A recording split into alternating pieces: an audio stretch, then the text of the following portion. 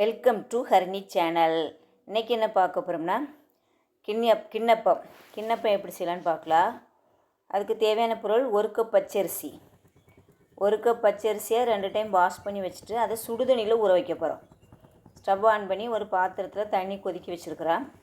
அந்த தண்ணி கொதி வந்த உடனே இந்த அரிசியை வாஷ் பண்ணி வச்சுருக்கோம். 1 கப் அரிசி தான் எடுத்துருக்குறோம்.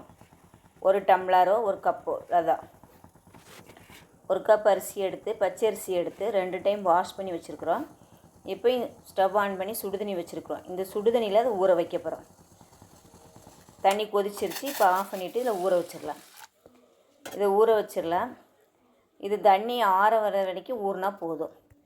தண்ணி அதுக்குள்ளே நம்ம தேங்காய் பால் எடுத்துடலாம். இதுக்கு தேவையானது பச்சரிசி, தேங்காய் பால், அப்புறம் 2 முட்டை, 1 கப் பச்சரிசிக்கு 3 கப் தேங்காய் பால், 2 கப் சீனி, 2 முட்டை. 1 கப் பச்சரிசி, 3 கப் தேங்காய் பால், 2 முட்டை, 2 கப் சீனி. இப்போ பாருங்கள், தேங்காய் பால் எடுக்கிறோம். தேங்காய் பால் 3 கப்பு எடுத்து வச்சுக்கணும். நம்ம எந்த கப்பில் அரிசி ஊற வச்சோமோ அதே கப்பில் 3 கப்பு தேங்காய் பால் எடுத்து வச்சுக்கலாம். இப்போ அரிசி நல்லா ஊறிடுச்சு. அந்த அரிசி அரைக்கிறதுக்கு தேங்காய் பால் ஊற்றி தான் அரைக்கணும்.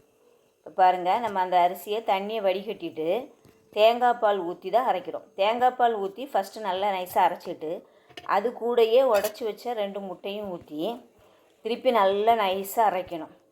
10 நிமிஷம் நல்லா நைஸாக நெகு நல்லா அரைச்சிட்டு இப்போ பாருங்கள், நல்லாவே அரைச்சிட்டோம். இப்போ அதை ஒரு பாத்திரத்தில் ஊற்றிட்டு அந்த மீதி இருக்க தேங்காய் தண்ணியும் மிக்ஸி கழுவி ஜார கழுவி ஊற்றிடலாம். அப்புறம் 2 கப் சீனி போட்டுடலாம்.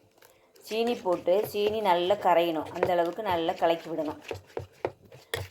1 டம்ளர் பச்சரிசிக்கு 2 டம்ளர் சீனி, 3 டம்ளர் தேங்காய் பால். தேங்காய் பால் ஊற்றி இப்போ நல்லா கரைஞ்சிருச்சு. இப்போ ஏலக்காய் போடுறோம். ஏலக்காய் கொஞ்சம் பிடிச்சி போட்டிருக்கோம், அது போடுறோம். இப்போ நல்லா மிக்ஸ் பண்ணுறோம். சீனி நல்லா கரையணும். இப்போ எல்லா தேங்காய் பாலையும் கலந்துடலாம். இதில் மீதி இருந்த தேங்காய் பாலையும் எல்லாம் ஊற்றி கலந்துடலாம். இப்போ நல்லா மிக்ஸ் பண்ணிகிட்ருக்கோம் பாருங்கள்.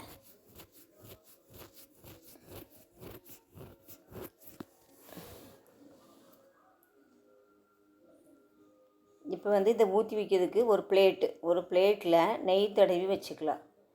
ஒரு பிளேட்டில் நெய் 1 ஸ்பூன் போட்டிருக்கிறேன். இதை நெய் வச்சு எல்லா பக்கமும் படுற மாதிரி நல்லா ப்ரெஸ் பண்ணி விட்டுட்டு ஸ்டவ்வை ஆன் பண்ணி இட்லி சட்டி வச்சுருக்கணும். இட்லி பானையில் தான் இதை வேக வைக்கிறோம்.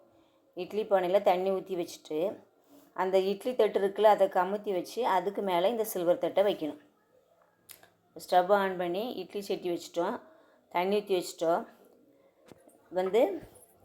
இதை ஊற்றி வச்சிடலாம். இந்த தட்டில் இது ஃபுல்லாக ஊற்றி வச்சிடலாம். நம்ம கலக்கி வச்சுருக்க மாவை ஃபுல்லாக ஊற்றி வச்சிடலாம்.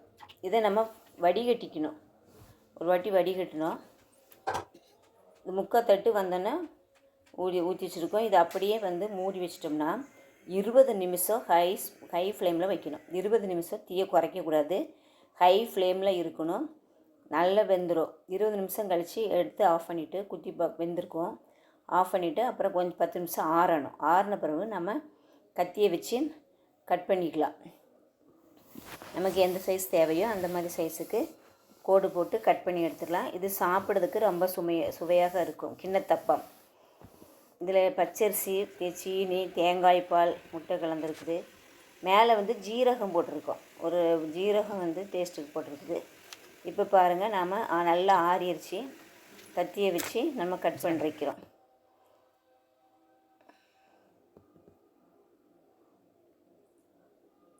சாப்பிட்றதுக்கு ரொம்ப டேஸ்ட்டாக இருக்கும். எல்லோரும் இது செஞ்சு பாருங்கள். இந்த வீடியோ பிடிச்சா ஹரிணி சேனலுக்கு சப்ஸ்கிரைப் பண்ணிடுங்க. மறக்காமல் சப்ஸ்கிரைப் பண்ணிடுங்க. பாய்.